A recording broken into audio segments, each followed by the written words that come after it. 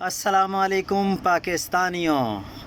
علیمہ خان نے آج social media پر سب کچھ کھل کر بتا دیا۔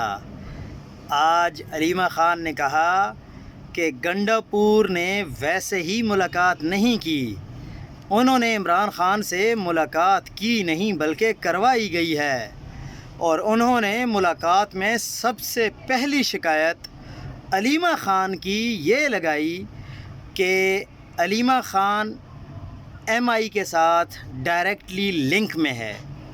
ایم آئی سے مراد ملٹری انٹیلیجنس۔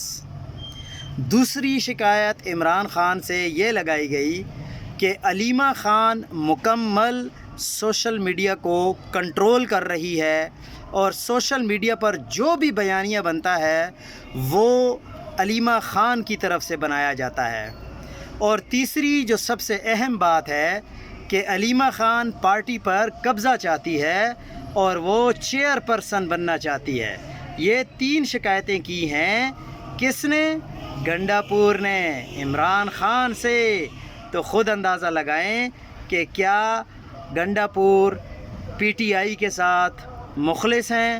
کیا گنڈاپور اپنی مرضی سے عمران خان کے ساتھ ملاقات کرنے کے لیے گئے یا ان کی ملاقات کروائی گئی؟